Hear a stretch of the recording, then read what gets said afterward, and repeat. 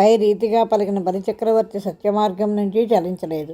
ఆ మార్గం నుండి ఆయనను మార్చడానికి వీలు కాదు. అతని మనస్సు దృఢమైంది, కీర్తి నిర్మలమైంది. ఆయన దానం అడిగేవారికి సమీప బంధువు. అతడు వామనునికి దానమిచ్చే కుతూహలంతో తహతహలాడడం చూచి అతనిపై శుక్రాచార్యుడు కోపపడినాడు.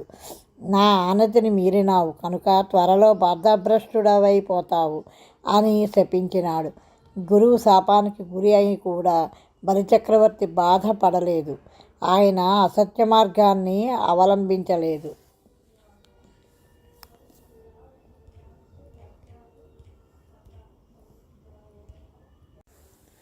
బాగా బతికినా, బాగా కష్టాలకు గురైనా, బీదతనం వచ్చినా, ప్రాణానికి ధనానికి చేటు వచ్చినా, చివరకు చావే సంభవించినా కూడా మానధనులు మాట తప్పలేరు. ఆ సమయాన బలిచక్రవర్తి భార్య వింధ్యావళి పెనిమిటి చేసిన సంజ్ఞను తెలుసుకొని బ్రహ్మచారి పాదాలు కడుగుటకు బంగారు కలశంతో నీళ్లు తెచ్చింది. అప్పుడు వామనునితో బలిచక్రవర్తి ఇలా అన్నాడు: బాలకశ్రేష్ఠుడా, రమ్ము లెమ్ము, నీ కోరికను లేదనకుండా ఇస్తాను. నీ పాదాలు కడుగనిమ్ము. ఇక ఆలస్యం చెయ్యటం ఎందుకు? ఆలకించి బలిచక్రవర్తి తన 2 చేతులతోనూ కడగడానికి అనుకూలంగా వామనుడు తన పాదాన్ని చాచినాడు.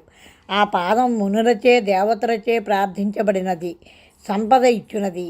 లక్ష్మీదేవి నొసటి కస్తూరి బురదతో కూడినది, పద్మం వలె పరిమళాల్ని వెదజల్లేది, రత్నాల అందెగా చేయబడిన వేదాలు కలది, దేవలోకాన్ని కాపాడేది, నిత్యం సంపత్తును కలుగజేసేది, సర్వోపనిషత్తులకు భూషణమైనది, భవబంధాలను పోగొట్టేది అయిన హరి చరణాన్ని బలిచక్రవర్తి కడిగినాడు. ఈ విధంగా వామనుని కుడి ఎడమ పాదాలను బలిచక్రవర్తి కడిగినాడు. పవిత్రమైన ఆ జలాలను నెత్తిపై చల్లుకున్నాడు, ఆచమించినాడు. దేశము కాలము మొదలైన వాటిని లెక్కించినాడు. సంకల్పం చెప్పినాడన్నమాట.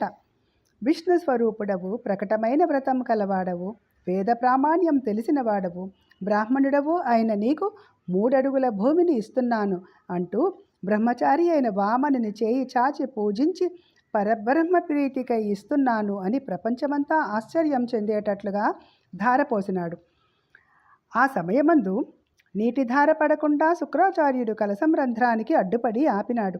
ఆ సంగతి తెలిసిన వామనుడు దర్భకొనతో పొడిచినాడు. దానివల్ల శుక్రునికి దర్భకొన కంటిలో గుచ్చుకుంది. శుక్రుడు ఒక కన్నువాడైనాడు. అటు పిమ్మట బలిచక్రవర్తి దానమిస్తున్నట్లు తెలిపే పవిత్రోదకాన్ని ధారపోసినాడు. ఆ నీటి బిందువులకు వామనుడు తన చెయ్యిని ఒడ్డినాడు.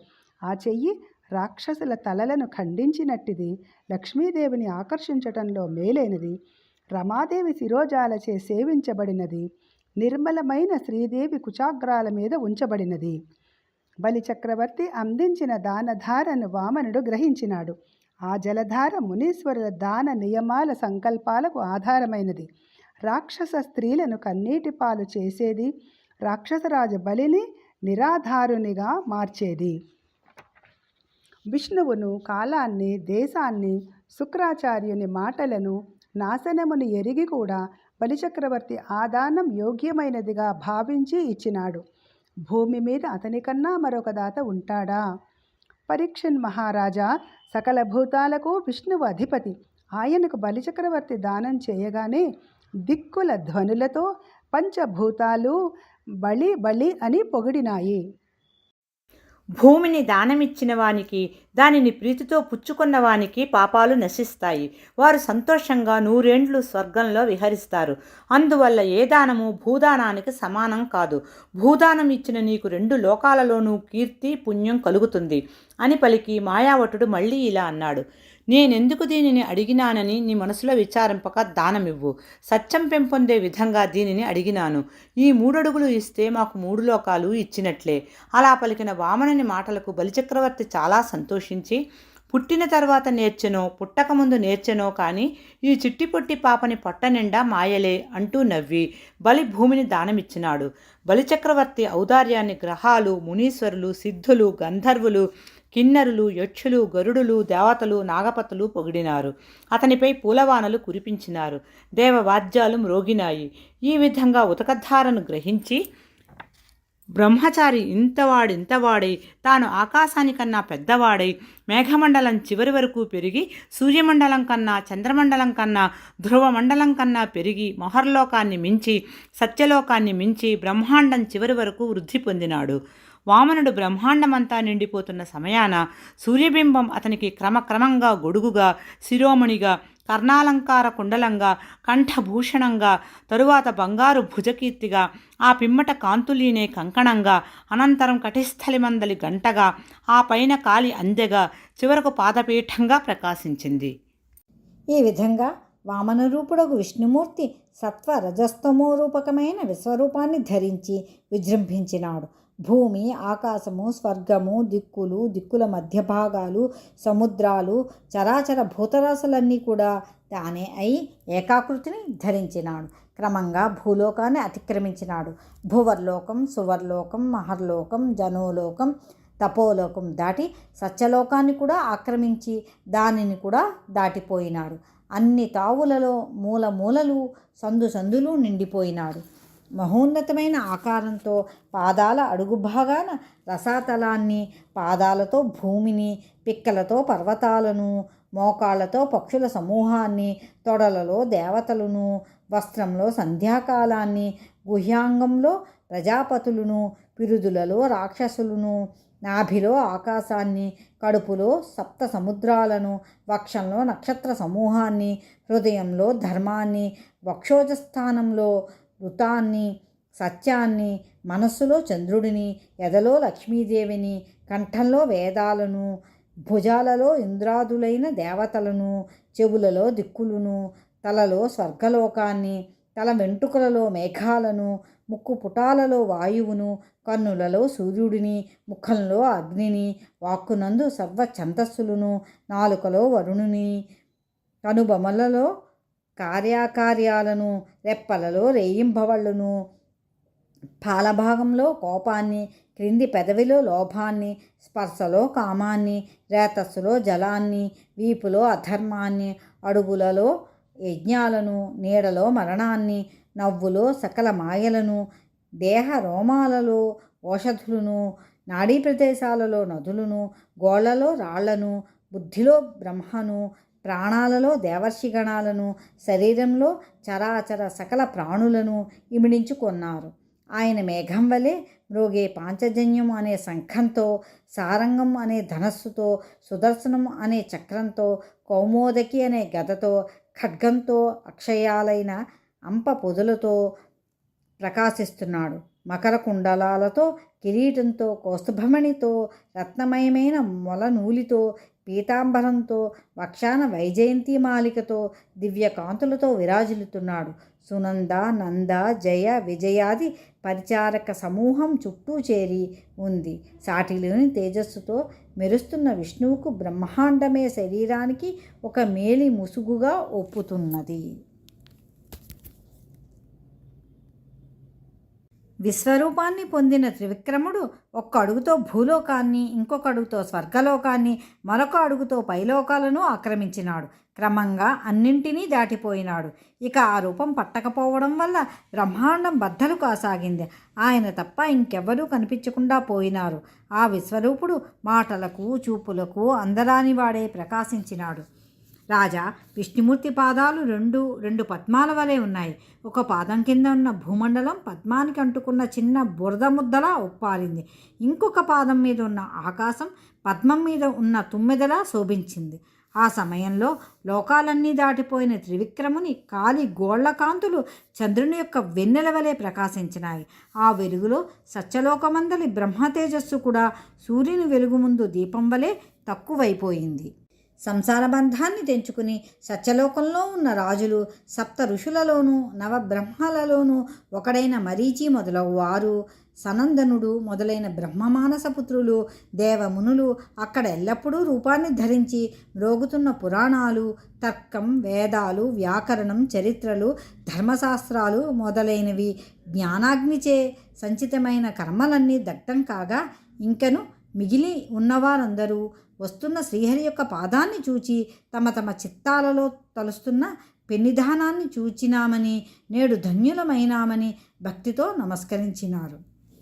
హరి యొక్క బొడ్డు తామరను చూచి నా పుట్టిన తావు ఇదే కదా అనుకుని బ్రహ్మదేవుడు సంతోషించినాడు. ఆయన తన కమండలు జలాలతో స్వామివారి పాదాన్ని కడిగినాడు. ఆ జలధారలు హరి యొక్క కీర్తి ప్రభలతో నిండి మందాకిని అనే పేరుగల స్వర్గ గంగవలే ప్రవహించినాయి. ఆ సమయాన బ్రహ్మాదులు మహావిష్ణువును యోగమార్గంలో ఊహించి పలు రకాలైన పూలదండలతో పూజించినారు. గంధాన్ని సమర్పించినారు. ధూప దీపాలు పెట్టినారు. పేలాలు అక్షతలు చల్లినారు. పండ్లను కానుకలుగా ఇచ్చినారు.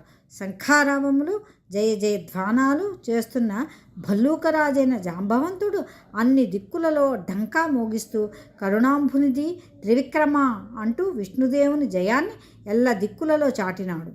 అన్ని లోకాలలోనూ వ్యాపించి నిండిన భగవంతుణ్ణి కంటితో చూడడానికి కానీ మనసుతో ఊహించడానికి కానీ వీలుకాక బలిచక్రవర్తి ఆ సభలోని వారు చక్కని స్తోత్రాలు చేశారు.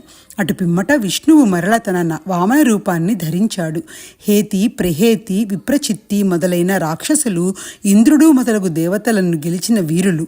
అంతటి ఆ రాక్షస వీరులు ఇతడు 3 అడుగుల నెపంతో ప్రపంచమంతా ఆక్రమించుకున్నాడు, మాయతో బ్రహ్మచారి రూపాన్ని పొందిన విష్ణువు అని తెలియక మన రాజు ఆడిన మాట తప్పకుండా దానమిచ్చాడు. బలిచక్రవర్తి వద్ద తప్పు లేదు. ఈ పొట్టివాడు ఎదురులేని మహిమతో లోకాలను స్వాధీనం చేసుకున్నాడు. వీటిని ఇంద్రుడు మున్నగు వారికి ఇచ్చేస్తాడు. ఈ బ్రహ్మచారి తప్పించుకొని పారిపోకుండా పట్టి చంపేయాలి అంటూ బెదిరిస్తూ కేకలు వేస్తూ యుద్ధానికి సిద్ధం అయ్యారు. గండ్రగొడ్డండ్లు, అడ్డకత్తులు, ఈటెలు మొదలైన ఆయుధాలు ధరించి చెలరేగి అన్ని వైపులా మూగారు. అంతా చూసి విష్ణు సేవకులైన సునందుడు, నందుడు, జయుడు, జయంతుడు, విజయుడు, ప్రబలుడు, ఉద్బలుడు, కుముదుడు, కుముదాక్షుడు, గరుడు, పుష్పదంతుడు, విక్ష్వక్సేనుడు, శృతదేవుడు, సాత్వతుడు మొదలైన సేనాపతులు 10,000 ఏనుగుల బలంతో చప్పున గల తమ తమ సైన్యాలను, ఆయుధాలను సమకూర్చుకున్నారు. యుద్ధంలో రాక్షస సైన్యాలను ఎదిరించి తుదముట్టించడానికి ఉత్సాహంతో సిద్ధపడ్డారు. అప్పుడు బలి శుక్రాచార్యుని శాపాన్ని గుర్తు తెచ్చుకుని రాక్షస వీరులతో ఇలా అన్నాడు: ఓ రాక్షస వీరులారా, ఆగండి, యుద్ధానికి వెళ్ళకండి. మనకు ఇది సమయం కాదు. సర్వప్రాణుల సుఖాలను, దుఃఖాలను అధికారి అయిన దేవుని ఓడించడం మన వల్ల కాదు. మొదట మనకు రాజ్యాన్ని ఇచ్చాడు, దేవతలకు చేటు కలిగించాడు, ఇప్పుడు దానికి వ్యతిరేకంగా చేశాడు. అటువంటి దేవుని ఏమనగలము? ఇదే మన అదృష్ట ఫలం. అనేక సార్లు భయపడి పారిపోయిన విష్ణు సేవకులు ఇప్పుడు మనల్ని ఎదిరించడం దైవ నిర్ణయం. మనకు అదృష్టం అనుకూలించినప్పుడు శత్రులను జయిద్దాము, ఇప్పుడు వద్దు. అంతేకాక రాజైన వాడు ఎంతటి కోటలు, మంత్రులు, సైన్యాలు, మంత్రాలు, ఔషధాలు, తెలివితేటలు ఉన్నప్పటికీ కాలాన్ని గమనించి ఓర్పుతో, ఉపాయంతో యుద్ధం చేయడమే సరి అయిన నిర్ణయము. కనుక ఇప్పుడు శత్రులతో యుద్ధానికి పూనుకోవడం తగదు. మనకు అనుకూలమైన సమయంలో గెలవవచ్చు. అనవసరంగా శ్రమపడకుండా తొలగిపొండి అని బలచక్రవర్తి చెప్పాడు. అప్పుడు విష్ణు భక్తులకు భయపడి రాక్షసులు రసాతలానికి వెళ్ళిపోయారు. అటు పిమ్మట యాగంలో సోమపానం చేసే చివరి దినాన విష్ణువు అభిప్రాయాన్ని తెలుసుకొని గరుడు బలిచక్రవర్తిని వరుణపాశాలతో బంధించాడు. చేతులు కాళ్ళు కట్టబడిన బలిచక్రవర్తి ఇది విష్ణువు దయ, దీనికి ఏమీ చేయలేము అనుకుంటూ సంకోచం ఏమీ లేకుండా మౌనం వహించాడు. అన్ని వైపులా ఆహాకారాలు చెలరేగాయి. ఐశ్వర్యం నశించిన బలిచక్రవర్తిలో దీనత్వము, కంపము కలగలేదు. అంతేకాక వెనకటి కంటే ఔన్నత్యము, తెగువ, జ్ఞానము, ధైర్యము అధికం అయ్యాయి. అప్పుడు బలిచక్రవర్తిని చూచి వామనుడు ఇలా అన్నాడు: ఓ దానవ, 3 అడుగుల నేలను దానమిస్తానంటివి. భూలోకం, సూర్యచంద్రులు ఉండే స్థలం నాకు 1 అడుగైనది. స్వర్గలోకం 1 అడుగైనది. నీ ఆస్తి అంతా నాకు 2 అడుగులైనది. తక్కిన 3వ పాదానికి భూమి ఉందా? ఇస్తానన్న దాన్ని ఇవ్వకుంటే నరకానికి వెళ్ళవలసి రావడం నిజం. అందువల్ల నరకానికి కొంతకాలం వెళ్ళు. అలా కాకుండా 3వ అడుగు ఇవ్వదలిస్తే వెంటనే నాకు 3వ అడుగుకు చోటును చూపించు. బ్రాహ్మణుల స్వాధీనంలో ఉన్న వాణిని కాదనడానికి బ్రహ్మకు కూడా సాధ్యం కాదు. ఈ విధంగా పలికిన వామనుని మాటలు విని సత్యం భంగమవుతుందేమో అనే అనుమానం కలిగింది బలి చక్రవర్తికి. అది విషపు ములికి వలె ఆయన మనస్సును గాయపరచింది. అయినా ఆయన దిగులు చెందక ప్రసన్నంగా నేర్పరి అయిన వామనితో ఇలా అన్నాడు: నిర్మలాత్మ, నా నాలుక సత్యమే వచిస్తుంది, అబద్ధాలాడజాలదు. నాకు అనృతం లేదు. నీ 3వ అడుగును నా తలపై ఉంచు. దేవా, దుర్గతికి, శిక్షకు, పదభ్రష్టతకు, బంధనానికి, ధన నష్టానికి, వచ్చిన ఈ దుఃఖానికి భయపడను. అసత్యం పలుకడానికి మాత్రమే భయపడతాను. అంతేకాక ఓ ఆనందస్వరూప ప్రభూ, జననీ జనకులు, అన్నదమ్ములు, మిత్రులు, ఉపాధ్యాయులు శిక్షిస్తే మేలే జరుగుతుంది కానీ కీడు రాదు. మదాంధులమైన మాకు సమయానికి దివ్య దృష్టిని ఇచ్చినావు. అందువల్ల గురువులలో నీవే మొదటివాడవు. నీవు బంధించినావని, చెరపెట్టినావని నేను లోటుగా కానీ బాధగా కానీ భావించను, సిగ్గుపడను. నిన్ను ఎదిరించి రాక్షసుల ముందు మునీంద్రులు పొందినట్టి స్థానాన్ని పొందినారు గదా స్వామి. నీ నుండి పొందరానిది ఏముంది? అయ్యయ్యో, మృత్యుదేవత స్నేహితురాలు కాదు, యముడు చుట్టం కాదు, యమకింకర్లు సేవకులు కారు. బ్రహ్మ ఈ శరీరాన్ని రాతితో చేయలేదు. బుద్ధిహీనుడు సత్యం, దానం, దయ, ధర్మం మొదలైన వాటిని విడనాడి ఈ మాయా సంసారమే సత్యమని భావిస్తున్నాడు. ఓ హరి, మా తాత ప్రహ్లాదుడు. బంధువులు దొంగలు, పుత్రులు రుణస్థులు, భార్యలు సంసారంనకు సంబంధించిన వారు. ధనాలు అస్థిరాలు, శరీరం నిలుకడలేనిది. ఇతరులు తమ ప్రయోజనాలను ఆశించి వచ్చిన వారు. కాలం నిలువనిది.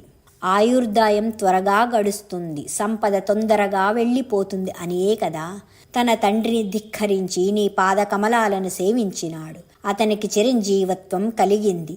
పూర్వం మా వారు శత్రుత్వంతోనే నిన్ను పొందినారు. నీవు యాచకుడవై వచ్చి నన్నడగటం నా పుణ్యఫలమే కదా అని ఈ విధంగా పలుకుతున్న సమయాన విశాల వక్షస్థలం కలవాడు, తామర వంటి కన్నులు గలవాడు, పసుపచ్చని వస్త్రాన్ని కప్పుకున్నవాడు, స్వచ్ఛమైన ప్రశంసా వాక్యాలు కలవాడు, సంసారాదులను ఛేదించినవాడు, లక్ష్మీప్రదుడు, భక్తిలతలచే కప్పబడిన శ్రీహరిపాదాలు కలవాడు, దుఃఖం లేనివాడు, జ్ఞాన విద్యయందు వినోదం కలవాడు అయిన ప్రహ్లాదుని ఆ బలిచక్రవర్తి సంతోషంతో తన ఎదుట చూచినాడు. ఇలా వచ్చిన తమ తాతను చూచిన బలిచక్రవర్తి వరుణ పాశాలతో కట్టివేయబడి ఉండటం వలన నమస్కారం చేసేందుకు వీలు లేకపోయింది. బలికి కన్నుల నీళ్లు వచ్చినవి. సిగ్గుతో తలవంచుకుని తాతకు నమస్కారం చేశాడు. యజ్ఞమండపంలో సనందుడు మొదలైన పరిచరులతో కూడి కూర్చొని ఉన్న వామనునికి ప్రహ్లాదుడు ఆనంద బాష్పాలు గగుర్బాటు ఒప్పారగా సాష్టాంగ నమస్కారాన్ని చేసి ఇలా అన్నాడు: ఈ బలికి మునుపు నీవు ఇంద్రపదం బిచ్చి ఇప్పుడు మరలా తీసుకోవటం చాలా మేలైనది. ఆ పదవి అజ్ఞానానికి, అహంకారానికి మూల కారణమైనది. గర్వం అనే కారు చీకటిని కలిగించేది. అలాంటి దానిని పోగొట్టడం అంటే దయతో రక్షించడమే గాని బంధించడం కాదు. జ్ఞానవంతునికి మహేంద్రత్వం ఎందుకు? అది నీ పాదసేవనానికి సమానం అవుతుందా? ఆ పదవితో గర్వం ఎక్కువై కన్నులు కనిపించవు, చెవులు వినబడవు, మనస్సు మైకం కమ్ముతుంది. నీ సేవా విధానాలన్నింటినీ మర్చిపోతాడు. అలాంటి పదవిని విడిపించి బలికి గొప్ప ఉపకారమే చేసినావు. ఈ విధంగా ప్రహ్లాదుడు జగత్ ప్రభువు, జగత్ సాక్షి అయిన విష్ణుమూర్తికి నమస్కరించి పలుకుతున్న సమయాన బలిచక్రవర్తి భార్య వింధ్యావళి మందగమనంతో పాలిండ్ల మీద రవిక ఉత్తరీయం సవరించుకున్నదే కన్నీళ్లు కారుస్తూ 2 చేతులను నొసటిపై జోడించి మృదువైన మనస్సు కలవాడైన రమాపతిని తనకు పతిభిక్ష పెట్టమని ప్రార్థిస్తూ ముల్లోకాలను కాపాడే వామనమూర్తి చెంతకు వచ్చింది. వచ్చి ఆ వింధ్యావళి ఆ వామనమూర్తి యొక్క పాదాల దగ్గర నమస్కరించినదై నిలబడి ఈ విధంగా పలికింది: లోకాలచే కొనియాడబడినవాడా, లోకాలు నీవు సంచరించే క్రీడాస్థలాలు. అలాంటి లోకాలకు కుత్సిత బుద్ధులైన వారు తామే అధిపతులమని భావిస్తారు. లోకాలకు రాజువు నీవే. లక్ష్మీదేవి మనసును దోచినవాడా, ఆశ్రిత మందారా, కాదు లేదు పొమ్ము ఇవ్వను అని నా భర్త నిరాకరించకుండా ముల్లోకాల పర్యంతమైన రాజ్యాన్ని నీకు ధారపోసినాడు. అలాంటి నా పతిని ఎందుకు బంధించినావు? అలా ప్రహ్లాదుడు వింధ్యావళి విన్నవించిన పిమ్మట విధాత వచ్చి వామనమూర్తితో ఇలా అన్నాడు: దేవదేవ, జగన్నాథ, దేవతలచే నుతింపబడినవాడా, నీవు పరమాత్ముడవు. సకల ప్రాణులను సంరక్షించి అభివృద్ధి చేసేవాడివి. బలిచక్రవర్తి గొప్ప దాత. ఈయన నీకు తన సంపదనంతా సమర్పించినాడు. ఈయన శిక్షింపతగినవాడు కాదు, కరుణింపతగినవాడు. ఈయనకు అభయమొసగి బంధ విముక్తుణ్ణి చెయ్యి. ఇతడు ఉదకంతో అభిషేకించి గరిక పోచలతో నీ పాదాలను అర్చించిన భక్తుడు. లోకాధిపతివైన నీవు స్వయంగా దరిచేరి అడగడాన్ని తెలిసి కూడా తన రాజ్యానంతా ఇచ్చినాడు. ఇలాంటి వాడిని తాళతో కట్టివేయడం న్యాయమా? అలా అని చెప్పిన బ్రహ్మదేవుని మాటలు విని భగవంతుడు ఇలా చెప్పినాడు, నేను దయచూపాలనుకున్న వాని సంపదనంతా అపహరిస్తాను. సంసారమత్తతచే అణిగి ఎవ్వడు నన్ను దూషిస్తాడో వాడు ఎల్లకాలము సకల యోనులయందు పుట్టుతుంటాడు. ఆ తర్వాత ఎవడైతే ధనానికి, వయస్సుకు, రూపానికి, విద్యకు, బలానికి, ఐశ్వర్యానికి, వృత్తికి, జన్మకు సంబంధించిన గర్వాన్ని విడిచిపెట్టి ఎప్పుడు నిర్మలంగా ఉంటాడో వాడు నాచే రక్షించతగినవాడు. నా యందు భక్తి కలవాడు అజ్ఞానంతో, దురాశతో, గర్వంతో సంసార వైభవాలచే మత్తుడై చెడిపోవాలని కోరుకోడు. ఈ పుణ్యాత్ముడు బంధించబడినాడు, గురుశాపం వల్ల చెలించిన వాడైనాడు, చుట్టాలచే విడవబడినాడు, సంపదను, అధికారాన్ని పోగొట్టుకుని బీదవాడైనాడు. అయినా శుచిత్వంతో ఉన్నాడు. సత్యాన్ని, దయను, ప్రసన్నతను ఏమాత్రమూ విడవలేదు. జ్ఞాని అయి గెలిచేందుకు వీలు కాని మాయను గెలిచినాడు. ఈ పుణ్యాత్ముడు అల్పుడు కాదు, రాక్షసరాజు కదా. ఈ పుణ్యాత్ముని నీము ఎంతవరకు చూతమని నేను పరీక్షించగా ఇతడు సత్యానికే కట్టుబడినాడు. నిర్మలమైన ఈతని ప్రవర్తనను నేనెంతో మెచ్చుకుంటున్నాను. సావల్లి మనువు కాలంలో ఇతడు దేవతలకు ప్రభువై దేవేంద్రుండవుతాడు. ఎవ్వరూ భావించలేని దుర్లభమైన నా చోటికి నేనే పిలిపిస్తాను, దయతో రక్షిస్తాను. రోగాలు, దాహాలు, శ్రమలు, కష్టాలు మొదలైనవి లేకుండా విశ్వకర్మచే భావింపబడి రాక్షసులచే పూజింపబడుతున్న పాతాళ లోకంలో అంతవరకు బలి వైభవంగా ఉంటాడు అని చెప్పి బలిచక్రవర్తిని తిలకించి శ్రీహరి ఈ విధంగా పలికినాడు. ఇంద్రసేన మహారాజా, నీకు క్షేమం, భయపడకు, నీ దాతృత్వం మెచ్చతగింది. పాతాళంలో ఉండి దేవతలు కూడా సంతోషపడుతూ ఉంటారు. ఆ లోకంలోని వారికి దుఃఖాలు, కష్టాలు, బాధలు, దుర్మరణాలు ఉండవు. అలాంటి లోకంలో నీవు ఉండు. అక్కడ నీ మాట వినని వారిని నా చక్రం నరుకుతుంది. అక్కడ దిక్పాలకులకు కూడా నీపై అధికారం ఉండదు. ఇక ఇతరులు ఏమి లెక్క? ఎల్లప్పుడూ నిన్ను నేను రక్షిస్తుంటాను, కనికరంతో నీకు కనిపిస్తుంటాను. దానవ దైత్యుల వల్ల నీకు కలిగిన రాక్షసత్వం నన్ను ధ్యానించడం వల్ల తొలగిపోతుంది. మా ఆజ్ఞ ప్రకారంగా సుతలంలో సుఖంగా ఉండు. ఈ విధంగా భగవానుడు పలికిన మధుర వాక్కులు బలిచక్రవర్తి చెవులలో చెరకురసపు జల్లుల వలె ప్రవేశించినాయి. సంతోష బాష్పాలు కనురెప్పలను తొలగత్రోసుకుంటూ కాలువలుగా పారి వెలుపడినవి. వక్షస్థలం అంతా పులకాంకురాలతో నిండిపోయింది. అప్పుడు బలిచక్రవర్తి మిక్కిలి వేడుకతో చేతులు జోడించినాడు. స్థిరమైన చిత్తంతో మెల్లగా ఇలా అన్నాడు, ఓ పన్నగరాజు తల్ప, నీవు దిక్పతులను కూడా ఏనాడు ఇంతటి దయతో చూడలేదు. ఈనాడు నన్ను గొప్పవాణిని చేసి నా బ్రతుకు తెరువును చూపి రక్షించినావు. ఈ గౌరవం, ఈ దయ, ఈ మాటల గొప్పతనం నాకు చాలు. నిన్ను తెలుసుకొని ఆశ్రయించిన వారికి ఎప్పుడూ ఆపదలు కలగవు. అలా పలికి బలిచక్రవర్తి విష్ణుమూర్తికి, విధాతకు, శివునికి నమస్కరించినాడు. బంధ విముక్తుడై తన వారితో చేరి పాతాళానికి వెళ్ళినాడు. విష్ణుదేవుని కృపతో కులాన్ని సముద్ధరించిన మనుమడుగు బలిని చూచి ప్రహ్లాదుడు సంతోషించి భగవంతునితో ఇలా అన్నాడు, ఓ మంగళాకార, బ్రహ్మదేవుడు కూడా నీ అనుగ్రహాన్ని ఇంతగా పొందలేడు. ఈశ్వరుడు కూడా ఇంత ఆదరాభిమానాలను పొందలేడు. ఇంకా ఇతరులెంత? బ్రహ్మాదుల చేత నీవు అర్చించబడినావు. నీ దరి చేరటం దుర్లభం. అలాంటి నీవు రాక్షసులకు దుర్గరక్షకుడు అయినావు. బ్రహ్మ మొదలైన వారు నీ పాదపద్మ మకరందాన్ని సేవించటంచే కలిగిన మహిమ వలన ఐశ్వర్యవంతులైనారు. మేము అల్పులము, పాడు జన్మల కల్వారము, కపట చిత్తులము. నీ దయను పొందటానికి మేము ఎట్టి తపస్సు చేసినామో మమ్ములను నీవు రక్షించటం చిత్రం. అంతేకాక నీవు అన్నిటియందు ఉంటావు, అందరినీ సమానంగా చూస్తావు. అయినా కూడా నీవు ఒక విషయంలో విషమంగా ఉంటావు. భక్తి లేని వారి కోరికలు తీర్చవు. కల్పవృక్షంలా భక్తుల కోర్కెలు తీర్చుతావు. ఈ విధంగా మనవి చేస్తున్న ప్రహ్లాదునితో పరమాత్ముడు ఇలా అన్నాడు, కుమార ప్రహ్లాద, మంచిది. నీ చుట్టాలు నీవు బలిని వెంట పెట్టుకుని పాతాళానికి వెళ్ళు. నేను గదాధరుడనై సమీపించి మిమ్ములను కాపాడుతాను. అక్కడ మీకు ఏ పాపమూ అంటదు. ఈ విధంగా ఆనతిచ్చిన పరమాత్మునికి ప్రహ్లాదుడి మ్రొక్కి ప్రదక్షిణం చేసినాడు. నసుడిపై చేతులు జోడించి సెలవు తీసుకున్నాడు. ఆ తరువాత ఆయన బలిని రాక్షస సమూహాన్ని వెంట పెట్టుకుని ఒక గొప్ప గుహాద్వారం గుండా పాతాళలోకానికి చేరినాడు. అటు పిమ్మట మహావిష్ణువు బ్రహ్మవేత్తలైన ఋత్విజుల నడుమ సభలో కూర్చున్న శుక్రుని చూచి ఇలా అన్నాడు: శుక్రాచార్యవర్య, బలిచక్రవర్తి యాగానికి లోపమేమీ రాలేదు కదా. ఈ యజ్ఞంలో మిగిలిన కార్యాన్ని నీవు నెరవేర్చు. ఆగిపోయిన యజ్ఞ కార్యాలు విప్రులు చూచినంతనే సఫలమవుతాయి అని పలకగా శుక్రాచార్యుడు ఈ విధంగా పలికినాడు: అన్ని కర్మలకు నీవే అధిపతివి, యజ్ఞాలకు నీవే అధిపతివి. నీవు స్వయంగా వచ్చి సంతుష్టి పొందితే ఏ కొరత కూడా ఉండదు. నిన్ను తలిచినట్లయితే ధన దేశకాల మంత్ర తంత్రాలకు కలిగిన దోషాలు తొలగిపోతాయి. నీ ఆనతి ప్రకారమే చేస్తాను. నీ ఆజ్ఞ ప్రకారం నడవటం జనాలకు మంచిది కదా. ఇంతకన్నా నాకు భాగ్యమేముంది అని పలికి శుక్రుడు విష్ణుమూర్తి ఆజ్ఞను తలదాల్చి బలిచక్రవర్తి యాగాన్ని పూర్తి చేసినాడు. ఆయనకు మునులు విప్రులు తోడ్పడినారు. ఆ విధంగా విష్ణుమూర్తి వామనమూర్తి అయి బలిచక్రవర్తి దగ్గర భూదానం గ్రహించినాడు.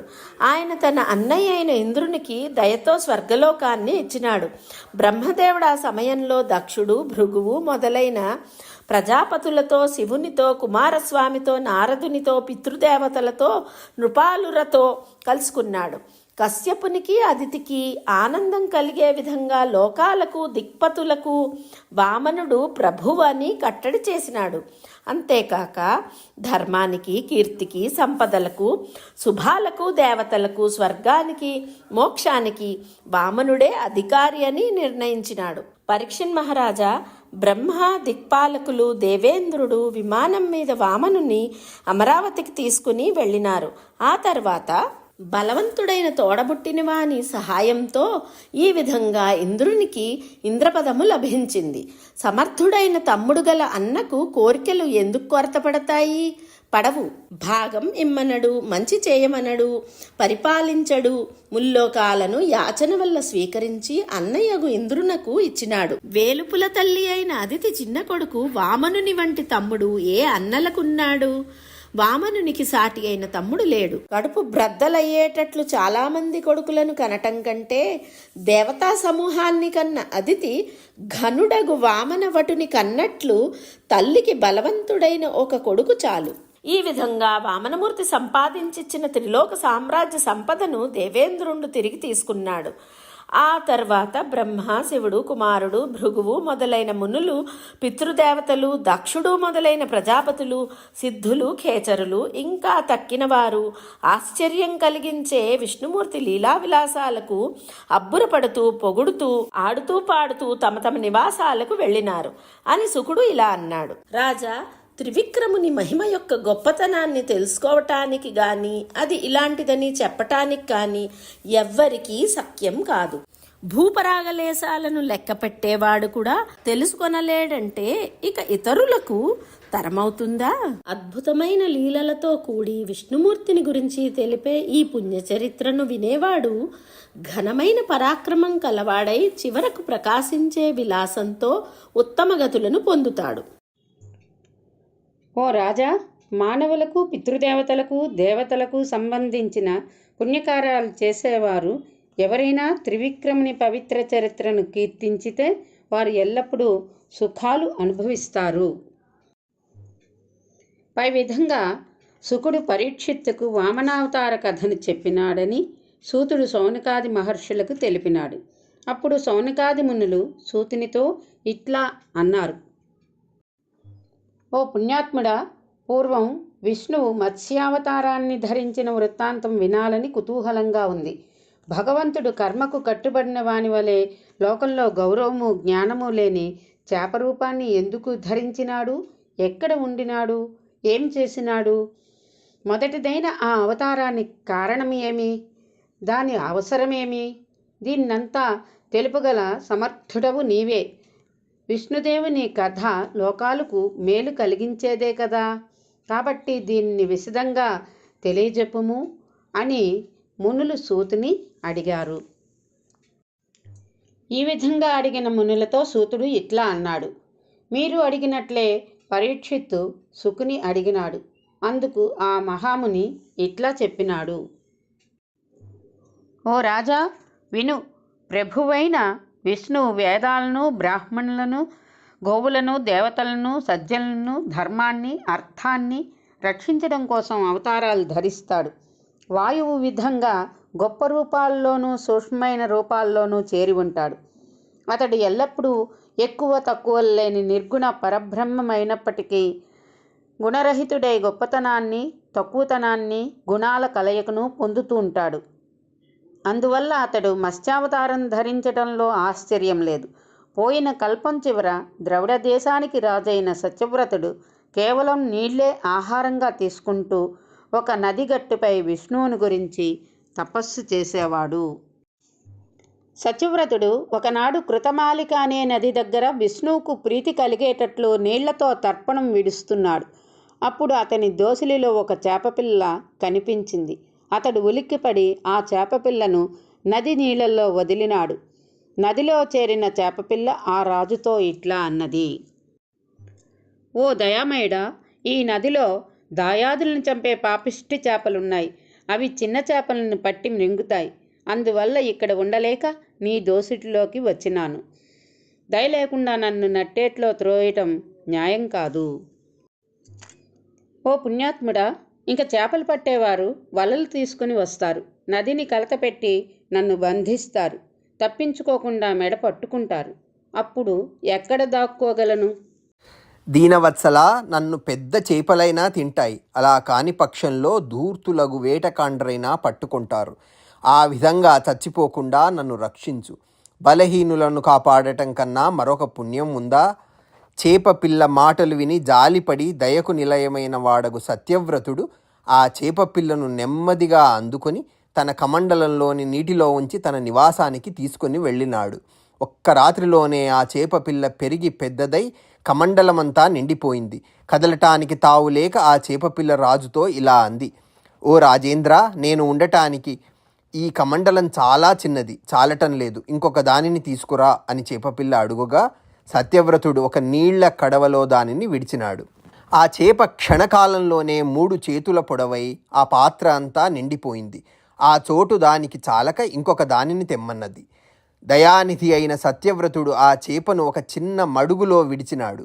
అది ఆ మడుగు కంటే పెద్దదై నేను తిరగడానికి ఇది చాలదు అని చెప్పింది. ఉత్తముడైన రాజు ఆ చేపను ఎక్కువ నీళ్లుండే పెద్ద చెరువులో విడిచినాడు.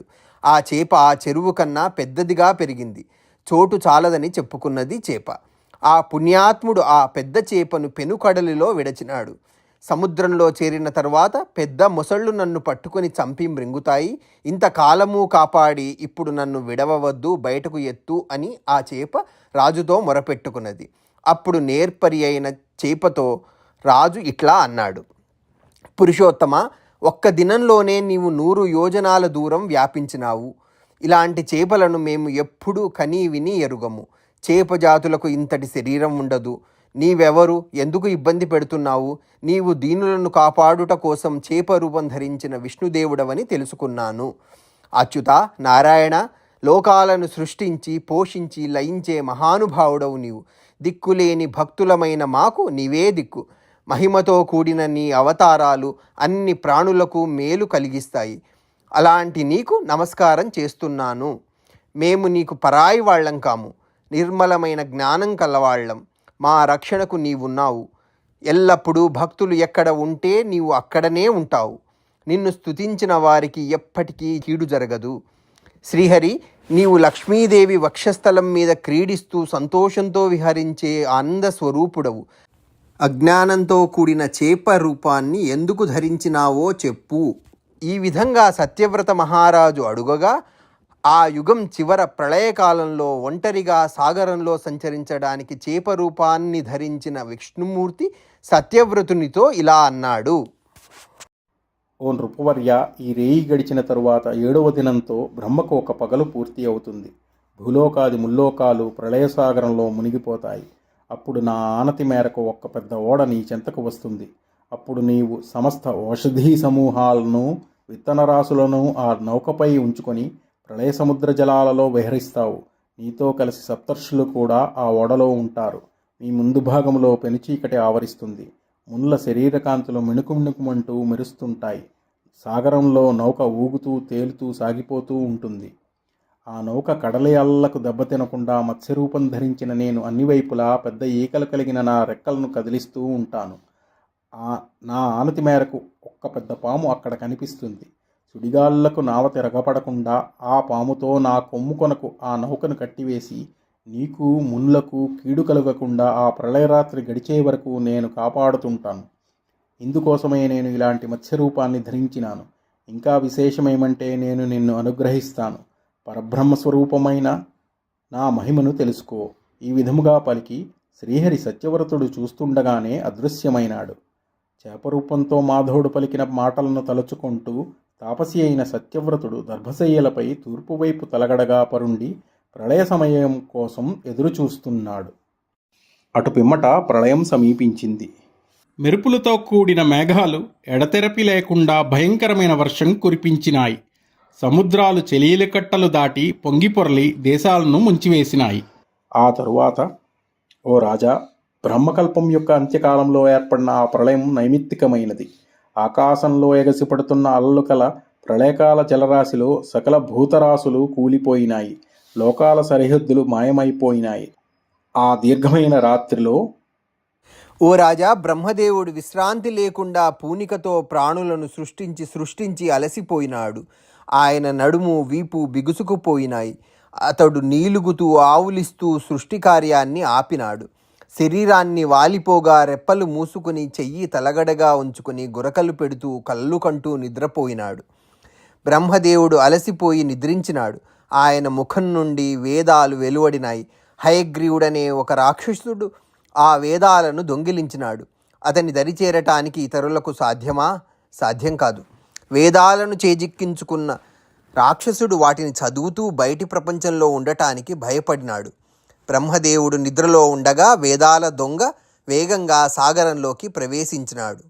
ఆ ప్రళయకాలంలో వేదాలను అపహరించి సముద్ర జలాలలో మునిగి దాగిన ఆ రాక్షసుడిని జయించడము, ఓషధులు, విత్తనాల పొట్లాలు సముద్రంలో తడిసిపోకుండా రక్షించడము, ఈ రెండు పురుషోత్తముడగు విష్ణుదేవునకు కర్తవ్యాలైనాయి.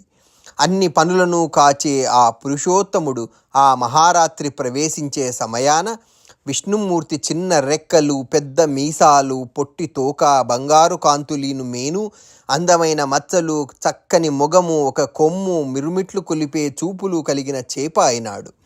ఆ విధంగా విష్ణుమూర్తి 1,00,000 ఆమడల పొడవైన మత్స్యరూపం ధరించి సముద్రంలో ప్రవేశించినాడు. మత్స్యావతారుని క్రీడలు అద్భుతంగా ఉన్నాయి. తళతళలాడే పెనుచేప రూపంతో ప్రళయ జలాలలో వేదాలను వెతకటానికి పూనుకున్నాడు. ఒకసారి జలచరాలతో కలిసి తిరుగుతాడు. ఒకసారి వేగంగా గట్లపైకి దుమికి వస్తాడు.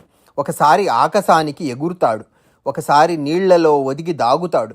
ఒకసారి సముద్రంలో మునిగి తేలుతాడు. ఒకసారి బ్రహ్మాండాన్ని ఒరుసుకోవటానికి ప్రయత్నిస్తాడు. ఒకసారి చేపల గుంపును ఒడిసి పట్టుకుని మృంగుతాడు. ఒకసారి నీళ్లను పీల్చి వెలుపలికి చిమ్ముతాడు. ఇలా ఆ మహామత్స్యమూర్తి రెక్కలు చాస్తూ, మీసాలు కదిలిస్తూ, మేని పొడలు మెరపిస్తూ, కన్నుల కాంతులు మారుస్తూ, ఒడలు విరుచుకుంటూ, తళతళలాడుతూ సముద్ర గర్భంలో విహరించినాడు. సత్యవ్రతుడు నారాయణుని స్మరిస్తుంటాడు. ప్రళయ సముద్రం భూలోకాన్ని ముంచెత్తే సమయం వచ్చింది. శ్రీహరి ప్రేరణతో ఒక ఓడ అక్కడకు వచ్చింది. ఆ ఓడను చూచినాడు సత్యవ్రతుడు. సత్యవ్రతరాజు ఓడపై పెక్కు ఓషధులను, విత్తనాలను అమర్చినాడు. విష్ణుమూర్తిని స్తోత్రం చేస్తూ మునులతో పాటు నావపై కూర్చున్నాడు. భయంతో సముద్రంపై తేలిపోతున్నాడు. అప్పుడు ఆ రాజుకు భక్తుల హృదయాలను అలంకరించే విష్ణుమూర్తి మహామత్స్య రూపంతో ఎదుట సాక్షాత్కరించినాడు. సత్యవ్రతుడు ఒక పెద్ద పామును తాడుగా చేసి ఆ ఓడను మహామత్స్యం కొమ్ముకు కట్టివేసినాడు. సంతోషంతో హృదయాన్ని పదిలపరుచుకున్నాడు. ఋషులతో పాటు అతడు విష్ణుమూర్తిని ఇలా పొగడసాగాడు. ఓ భగవంతుడా, తమలో ఆవరించిన అజ్ఞానం వల్ల కొందరు భ్రాంతితో తిరుగుతుంటారు. మునుగుతూ, కల్లోలపడుతూ, పెక్కుదారుల వెంట పరుగులు తీస్తూ ఉంటారు. అలాంటి వారు అదృష్టం వల్ల పరమాత్ముడవైన నిన్ను సేవించి కైవల్యాన్ని పొంది సంతోషిస్తుంటారు. అలా అందరినీ ఆదరించే నీవు మమ్మల్ని రక్షించు. ఓ లక్ష్మీపతి, సూర్యుడే కన్నులుగా నీవు ప్రాణులను చూస్తూ ఉంటావు. జ్ఞానం లేనివానికి, దుర్బుద్ధి కలవానికి తండ్రివి నీవే. కనుక కన్నులున్నవాడు కన్నులు లేనివానికి దారి చూపిన రీతిగా మమ్మల్ని ఉద్ధరించు. గురుడవై మాకు దారిని చూపించు. శ్రీహరి అగ్నితో చేరడం వల్ల బంగారానికి రంగు మెరుగు కలుగుతుంది. ఆ విధంగానే నిన్ను పూజించే భక్తుల పాపాలు నాశనమై ముక్తి లభిస్తుంది. లక్ష్మీరమణ, నీ అనుగ్రహంలో 10,000 వంతులో ఒక లేసభాగం వల్ల దేవేంద్ర పదవి కలుగుతుందట. ఇక నీకు మెప్పు కలిగిస్తే లభించని భాగ్యం ఏముంది? దయాసముద్రుడా, పనికిమాలిన వాణిని గొప్పవాడనుకొని పోతే అతడు పనికిమాలిన మార్గాన్నే చూపిస్తాడు. ఆ దారిలో వెళ్ళినవాడు చెడిపోతాడు. నిన్ను నమ్మి మంచి దారిని నడవగలిగితే సందేహం లేని మంచి స్థానాన్ని పొందుతాడు.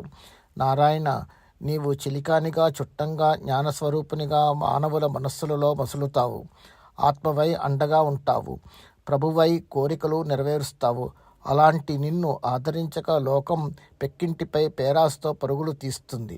అదృష్టం లేనివాడు బంగారు రాశి దొరికినా దక్కించుకోలేడు కదా. కర్మఫలానికి కట్టుబడి సముద్రంలో మునిగి కూరుకపోయిన లోకం ఏ మహానుభావుని చేత ఎప్పటికప్పుడు మేలుకొంటుందో అలాంటి మహానుభావుడవు నీవు మాకు గురుడవయ్యావు. ఓ సర్వేశ్వర, మా విజ్ఞాపము వినవయ్యా. నాలోని సంకటాన్ని తొలగించి నన్ను నీ లోకానికి తీసుకొని వెళ్ళుమని దేవదేవ నిన్ను వేడుకుంటున్నాను. ఈ విధంగా సత్యవ్రతుని ప్రార్థనను ఆలకించి మత్స్యావతారుడై సముద్రంలో సంచరిస్తున్న మహావిష్ణువు సంతోషించినాడు. ఆ పరమాత్ముడు సాంఖ్యయోగ శాస్త్రాలతో కూడిన పురాతనమైన వేద భాగాన్ని అతనికి బోధించినాడు. మునీశ్వరులతో పాటు సత్యవ్రతుడు పరమపురుషుడు చెప్పిన సనాతనమైన బ్రహ్మజ్ఞానాన్ని తెలుసుకొని ధన్యుడైనాడు. సత్యవ్రతుడు ఈ కల్పంలో వివస్వంతుడని పిలువబడే సూర్యునికి శ్రాద్ధదేవుడనే పేరుతో జన్మించి విష్ణుమూర్తి దయ వల్ల 7వ మనువు అయినాడు. ప్రళయరాత్రి ముగిసి తెల్లవారే పర్యంతము ఆ విధంగా విష్ణువు మత్స్య రూపంతో తిరుగుతున్నాడు. ప్రళయ సముద్రంలో వ్యర్థమై మునిగి ఉన్న వేదాల దైన్యస్థితిని అవి మొరపెట్టుకోగా మీనావతారుడగు విష్ణుమూర్తి విన్నాడు. వేగంగా రెక్కలు అల్లార్చి నోరు తెరచినాడు. ఉత్సాహంతో తోక ఊగించినాడు. మేను మెరిపించినాడు. దౌడలు చక్క చేసుకున్నాడు. మీసాలు కదిలించినాడు. పిడికిటి పోటుతో కొండలను పిండి చేయగలవాడు దుర్జనుడు అయిన హయగ్రీవుని హతమార్చినాడు. ఎప్పుడు తెల్లవారునా అని ఆతురులై ఎదురు చూస్తున్న మునీశ్వరులకు సంతోషకరంగా వేకువ కనిపించింది. మెలకువ శక్తితో నిద్రిస్తున్న సరస్వతి లేచి బ్రహ్మ పక్కన కూర్చొని జారిన పయ్యద కొంగును సవరించుకొన్నది. నిద్ర వలన ప్రళయకాలంలో మసగబారిన బ్రహ్మదేవుని ముఖం ప్రకాశించింది. జీవులు సంపాదించుకొన్న పూర్వ పుణ్యాలు ఆయన కడకన్నులకు కనిపించినాయి. బ్రహ్మదేవుడు తన అవయవాలను కదిలించినాడు. ఆవులించి నిద్ర నుండి మేల్కొన్నాడు. కొద్దిగా నీలిగినాడు. ఒత్తిగిలినాడు. ఒడలు విరుచుకొన్నాడు. కన్నులు నులుముకొన్నాడు. తిరిగి సృష్టి చేయటం కోసం సిద్ధమై కూర్చున్నాడు. ఆ సమయంలో భగవానుడు విష్ణువు హయగ్రీవుని చంపి వాడు దొంగిలించిన వేదాలను చిక్కు నుండి విడిపించినాడు. వాటిని మేల్కొన్న బ్రహ్మదేవునికి దయతో అప్పగించినాడు. విష్ణుమూర్తికి సత్యవ్రతుడు అర్ఘ్యం సమర్పించినాడు. ప్రళయ సముద్రం నుంచి బయటపడినాడు. మనువు అయినాడు. విష్ణువును పూజించక ఎక్కడైనా ఐశ్వర్యం ప్రాప్తిస్తుందా? రాజర్షి అయిన సత్యవ్రతుడు మీనరూపుడైన శ్రీపతి ప్రవర్తించిన ఈ పవిత్ర గాథను విన్నవారు బంధాల నుంచి విముక్తిని పొందుతారు. ఓ రాజా, ప్రతిదినం మత్స్యావతార కథను శ్రద్ధతో చదివేవాడు మోక్షాన్ని పొందుతాడు. అతని కోర్కెలు నెరవేరుతాయి. ఇది సత్యం సుమా. ప్రళయకాల సముద్రంలో మేనుమరచి నిద్రించిన బ్రహ్మదేవుని ముఖాల నుండి వెలువడిన వేదాలను దొంగిలించిన రాక్షసుని చంపి సత్యవ్రతుడు సంతోషించేటట్లు బ్రహ్మస్వరూపాన్ని తెలియచేసి అన్నింటికి మూలమై మత్స్యావతారంతో సాగరాన మునుగుతూ తేలుతూ సంచారం చేసి ప్రకాశించే విష్ణుమూర్తికి నమస్కరిస్తున్నాను అని వచించి, శ్రీరామా, నీవు రాజేంద్రుడవు. దైత్యులు, దానవులు అనబడే రాక్షసులు అనే అరణ్యాలను దహించినవాడవు. రాజులలో ఉన్నతులు కూడా నిన్ను గౌరవించినారు. చంద్రధారి అయిన శివుని చేత పూజించబడినవాడా, సద్గుణ సంపన్న రఘువంశ లలామ రామా. రక్షసులను తెగటార్చినవాడా, వెల్పులకు మేలు చేయువాడా, భూమి భారాన్ని తొలగించువాడా, పుణ్యాత్ములను కాపాడువాడా, నిర్మలమైన శుభకరమైన రూపం కలవాడా, ఆత్మీయులను పోషించేవాడా, స్వచ్ఛమైన గొప్ప కీర్తి కలవాడా, ఎల్లప్పుడూ ధర్మాన్ని ఆచరించేవాడా. ఇది పరమశివుని దయవల్ల కలిగిన కవితా సౌందర్యం కలవాడు, కేసనమంత్రి పుత్రుడు, సహజ పాండిత్యుడు అయిన పోతనామాత్యునిచే విరచింపబడిన శ్రీ మహాభాగవత పురాణం అనే మహాకావ్యంలోని అష్టమ స్కంధము.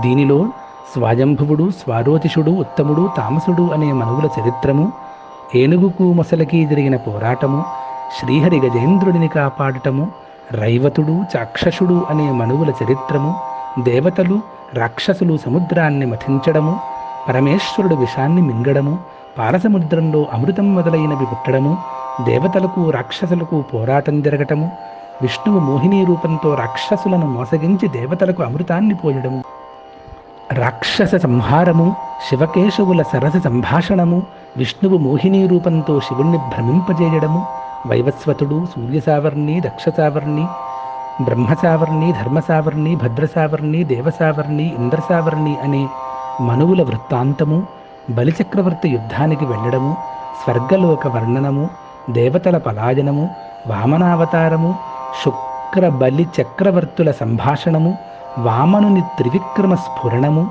రాక్షసులు పాతాళానికి వెళ్ళడము, సత్యవ్రతుని వృత్తాంతము, మత్స్యావతార చరిత్రము అనే కథలున్నాయి.